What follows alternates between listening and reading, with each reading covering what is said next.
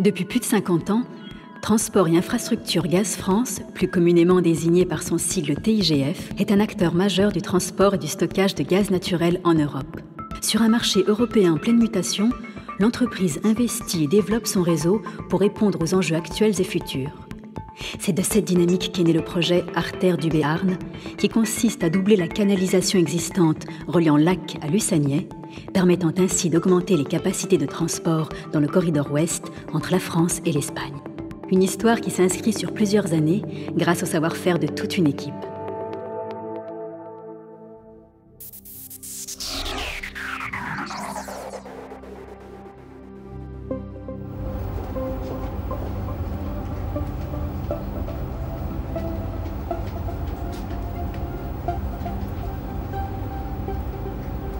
Ok, très bien.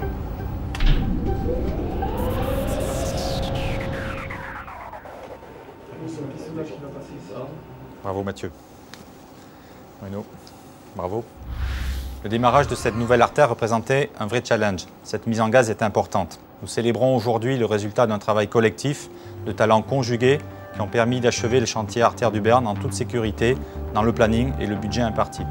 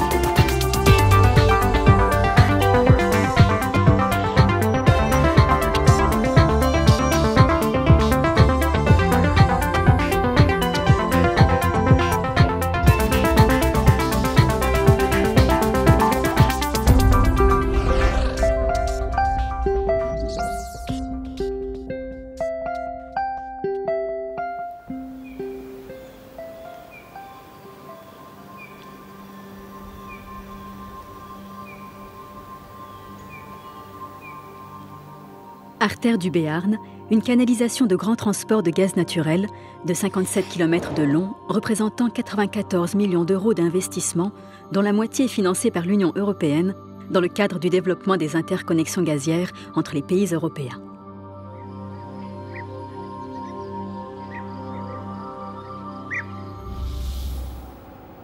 Même si sur ce projet, le tracé doit doubler une artère existante, l'étape de préparation demeure longue et minutieuse. La première canalisation qui relie Lac à Lussagney a été posée dans les années 60. Depuis, l'environnement naturel, comme urbain, et la réglementation ont beaucoup évolué. C'est pourquoi aujourd'hui, certaines zones en parallèle de la conduite existante ne peuvent plus être traversées. Une fois le tracé de moindre impact défini, nous déposons la demande d'autorisation ministérielle auprès de la Direction générale de l'énergie et du climat, ceci afin de recueillir les remarques formulées par l'ensemble des parties prenantes tout au long de l'instruction administrative. Cela exige, vous l'imaginez, de nombreux allers-retours de dossiers et un suivi précis. Au final, grâce à la mise en place d'un groupe projet au sein de l'administration, moins de 12 mois ont été nécessaires à l'instruction du dossier Artère du Béarn. Un délai plus que raisonnable au vu de la complexité administrative du projet et du contexte. L'efficacité de ce travail de préparation fut notre première victoire. À la fin de cette étape de préparation, le déroulement du chantier était entièrement pensé dans ses moindres détails. Il n'y a aucune place pour l'improvisation. Le tracé s'étend sur 57 km. Nous avons décomposé le projet Artère de Béarn en deux types de travaux. Ceux liés à la pose de la canalisation, dits travaux de ligne, et ceux liés aux ouvrages concentrés et raccordements, dits travaux d'interconnexion. Pour ces derniers, il s'agit de mettre en place les infrastructures qui permettront à la nouvelle canalisation d'être raccordée au réseau existant. Au sud, à la canalisation lacale, au nord, au centre de stockage de Lussagney. Cela renforce donc le rôle de carrefour gazier de TIGF. Il s'agit du doublement d'un ouvrage en exploitation, c'est-à-dire que nous construisons un gazoduc à côté d'une canalisation qui est déjà en service. Pour suivre le bon déroulement des opérations, l'exploitant a délégué une personne dédiée à cette tâche, Jérôme Lenné, dans le but d'assurer une sécurité maximale. Tout au long du tracé du chantier, des clôtures provisoires et des signalétiques sont mises en place, afin de matérialiser la canalisation Lac-Lussagney existante. Au moment du travail de préparation, nous nous sommes particulièrement attardés sur les parties du chantier qui comportent deux forages horizontaux dirigés importants. L'un situé au niveau du fleuve Adour, l'autre situé à proximité du site de Lac. Pour ce dernier site, les difficultés étaient renforcées par des contraintes géologiques spécifiques, mais aussi par la présence des nombreux réseaux souterrains existants. Sur cette zone, nous avons réalisé un travail particulièrement minutieux de récollement des réseaux existants. C'est l'une des étapes du chantier où l'on comprend à quel point, sur un tel projet, tout doit converger. Technicité, gestion de la sécurité, rapport humain, respect de l'environnement, professionnalisme. Ici, quel est l'enjeu? Traverser un site particulièrement sensible, de façon efficace, en toute sécurité. Le gazoduc doit traverser de multiples réseaux de canalisation de gaz du bassin de Lac. Initialement, le passage sous Lac était planifié sur quelques jours.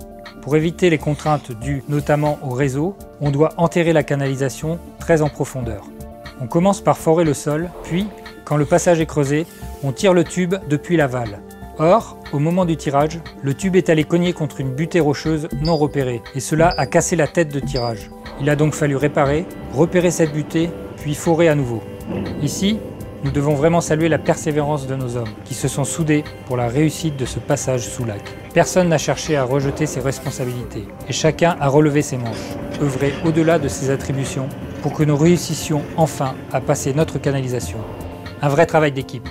Ce qui fut réalisé en une journée pour le forage sous l'Adour a pris ici près de 2 semaines. Cela ne nous a pas empêché de livrer notre chantier dans les délais impartis. On le voit, l'artère du Béarn demande des compétences techniques à la fois spécifiques et diverses, le tout dans un cadre réglementaire précis. Sur ce premier chantier, post-Grenelle 2, TIGF a appliqué scrupuleusement une législation récente, sans disposer de retour d'expérience sur les nouvelles dispositions instaurées par ce texte. Certaines modalités de son application furent même rendues publiques pendant l'étape de préparation du projet. Ici, le partenariat fort créé avec l'administration a été une des clés de la réussite. La gestion des eaux de pluie fut un enjeu environnemental majeur sur le chantier artère du Béarn.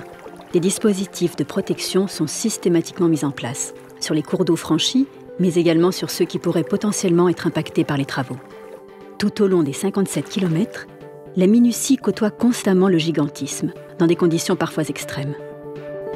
Ah, vaste question que celle de l'eau. Cet élément nous demande une surveillance au quotidien et au plus près du chantier. Il s'agit avant tout de lutter contre l'érosion des sols, synonyme de ruissellement, puis de déversement de matière en suspension dans les cours d'eau. Ce phénomène perturbe les milieux aquatiques et rend également plus complexes les remises en état. Tout au long du chantier artère du Béarn, les équipes se sont attelées à la mise en place et à l'entretien de dispositifs adaptés, tels que des cunettes sur les pistes, des bassins de décantation avec exutoire en bordure et bien d'autres actions. Ma présence était donc quotidienne tout au long des travaux, mais j'ai aussi participé à la préparation du chantier, car certaines difficultés peuvent s'anticiper. En étudiant le tracé, j'ai noté que le gazoduc traverse 2 SNIEF et 3 sites Natura 2000. Le respect de l'environnement est une de nos premières préoccupations. Mon rôle consiste notamment à identifier et à anticiper les évolutions de terrain liées à l'activité du chantier.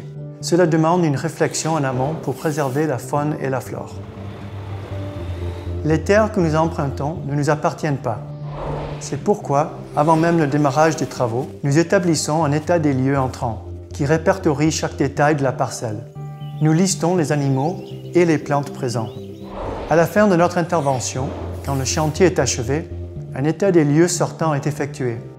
En aucun cas, la nature ne doit être transformée ou modifiée du fait de notre passage. Elle doit reprendre ses droits. Notre passage doit être indolore pour l'environnement. Je l'ai dit et répété aux hommes du chantier, l'environnement est l'affaire de tous ceux qui font partie du projet ABE.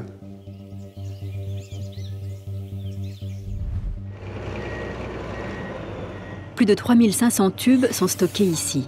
Il aura fallu plus de 3 mois et plus de 1000 camions pour les acheminer sur le lieu de stockage à Cazaires-sur-l'Adour. Les tubes sont disposés sur des cales, le long de la piste, les uns à la suite des autres. C'est l'opération de bardage. Le géomètre définit la position de chaque tube, ainsi que son cintrage, autrement dit, sa courbe, afin que celui-ci épouse le relief du terrain. L'opération de cintrage peut alors débuter. Celle-ci est effectuée par un engin appelé cintreuse, qui permet de façonner le tube et lui donner sa courbe. Au total, sur le chantier, environ 1 tube sur 3 est cintré, ce qui représente plus de 1100 tubes. Une fois les tubes placés et soudés, la tranchée est creusée. Le tube peut enfin être mis en fouille, c'est-à-dire déposé au fond de la tranchée en jouant sur les propriétés élastiques de l'acier des tubes. Pour transporter et mettre en place ces pièces, qui pèsent plusieurs tonnes, 2 types d'engins ont un rôle clé. Le side boom, dont la particularité est d'avoir sa flèche sur le côté, ce qui lui permet d'avancer le long de la tranchée tout en portant le tube, et la ventouse, qui permet de travailler plus vite qu'avec un accrochage traditionnel.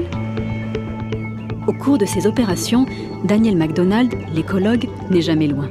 Sous sa supervision, chaque dispositif mis en place est évalué et adapté afin de s'assurer de son efficacité dans l'évacuation des eaux de la piste, mais aussi dans la prévention des zones sensibles. En effet, la canalisation traverse parfois des cours d'eau. Pour permettre les travaux, il arrive que les hommes soient obligés de détourner momentanément le lit de la rivière. Le tronçon concerné doit alors être isolé, puis asséché. Au préalable, le déménagement en douceur des espèces aquatiques présentes est effectué grâce à une pêche électrique. On commence par étourdir les poissons par un courant électrique avant de les rejeter en amont du cours d'eau.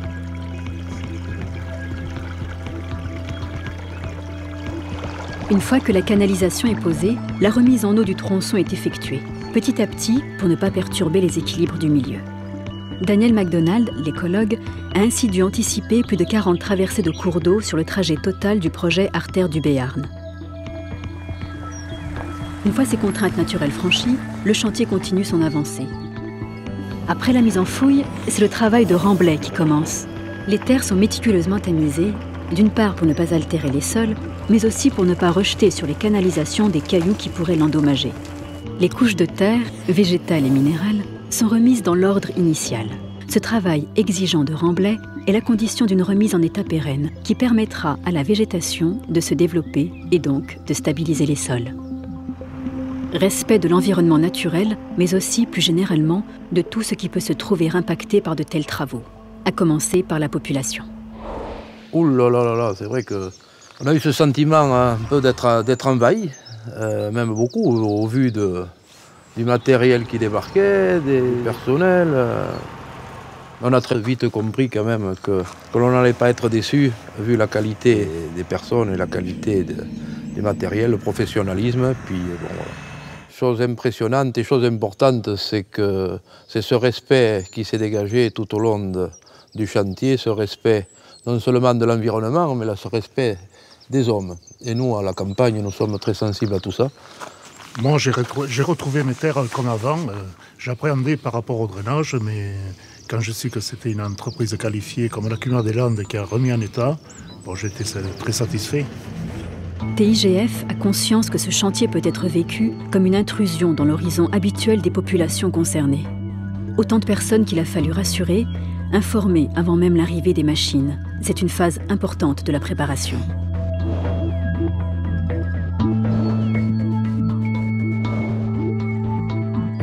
Sur les 57 km de chantier, malgré toutes les précautions prises, les habitudes de vie sont forcément perturbées. Le gazoduc traverse 9 communes en Pyrénées-Atlantiques et 11 dans les Landes.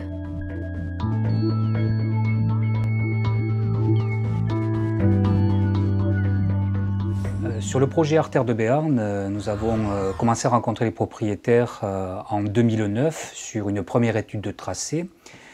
Et suite donc à l'intervention des écologues et au Grenelle de l'environnement, nous avons été amenés en 2010 et 2011 à rencontrer les 310 propriétaires concernés par les 57 km de tracé, mais sur des tracés modifiés et validés par les écologues, ce qui a nécessité un gros investissement pédagogique d'explication chez les propriétaires concernés pour leur faire accepter le nouveau tracé. Donc quelques mois après les travaux, il ne reste sur le terrain que les bornes et balises et les agriculteurs ont retrouvé leur activité sur les parcelles empruntées par le tracé. Le premier contact avec la population est crucial. TIGF opte alors pour la patience, l'écoute, la compréhension, le respect. Une démarche auprès des propriétaires concernés, mais pas seulement. Une attention aux hommes, spectateurs du chantier, mais aussi à ceux qui en sont les acteurs directs. Un chantier tel que celui d'Artère du Béarn, c'est de l'expertise, de la technicité. Ce sont des machines impressionnantes, manœuvrées par des conducteurs d'engins qui savent les diriger. Je tenais à ce que soit particulièrement souligné l'excellent travail fourni par les équipes de TIGF, mais aussi des contracteurs qui travaillent pour nous. Depuis les études, les achats, les contrats, bien sûr la construction, ceux qui participent à l'ouverture des tranchées, mais aussi ceux qui encadrent les opérations sur le terrain. Artère du Béarn, c'est une aventure humaine avant tout. 450 hommes se sont succédés sur ce chantier de 57 km de long, autant d'hommes que de compétences, des manœuvres, des soudeurs, des conducteurs d'engins, des chefs d'équipe, des superviseurs, des ingénieurs. Ce sont eux les acteurs principaux d'Artère du Béarn, ceux qui permettent que ce chantier soit la réussite que nous connaissons.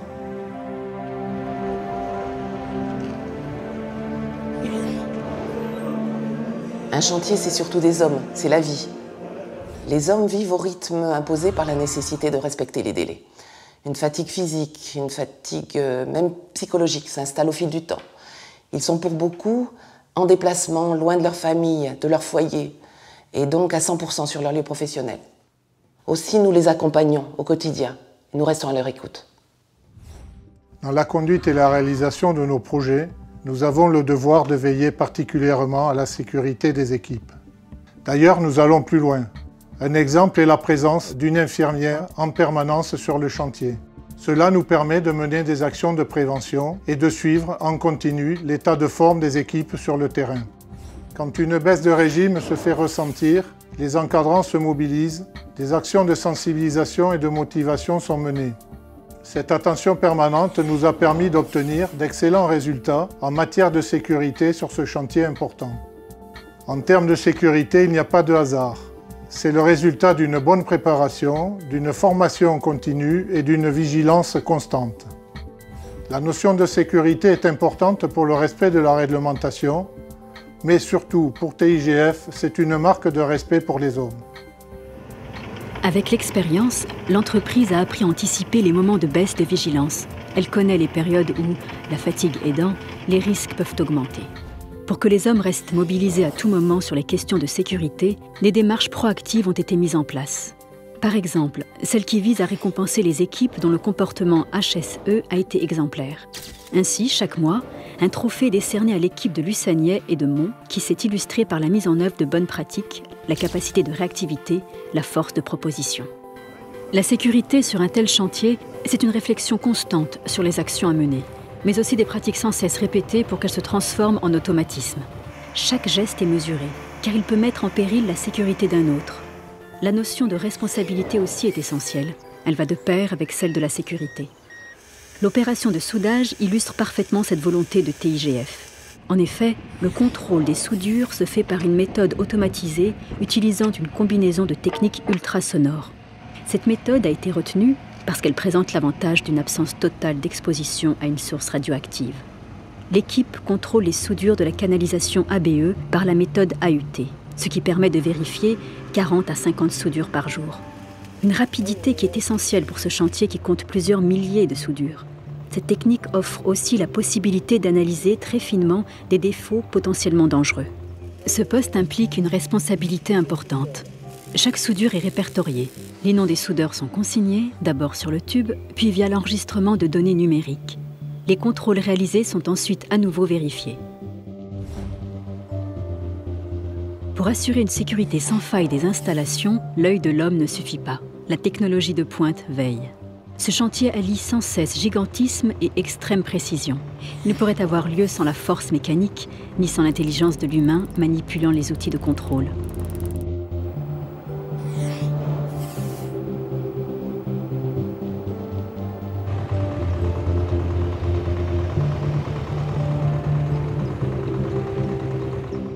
Au fur et à mesure de la construction, des tests sont effectués. La dernière étape de vérification est appelée commissioning. Il s'agit d'effectuer des tests, mais cette fois avec énergie. Chaque test fait l'objet d'une validation de TIGF nécessaire à la mise en gaz des installations. Pour cette opération, des échanges constants se font entre la base et le terrain.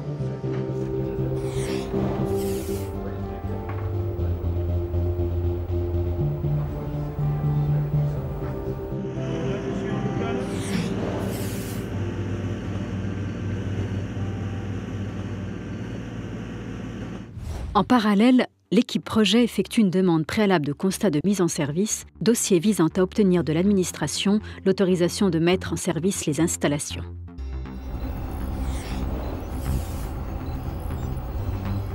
Dans le cadre de ce projet, j'ai été désigné pour assurer l'interface avec les futurs exploitants.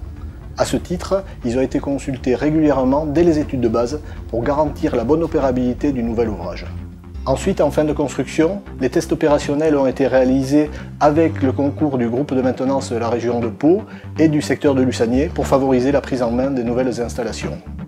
Enfin, la mise en service a été effectuée par les secteurs d'exploitation d'Artix et de Lussagné qui ont réalisé l'ensemble des manœuvres de mise en gaz de l'ouvrage.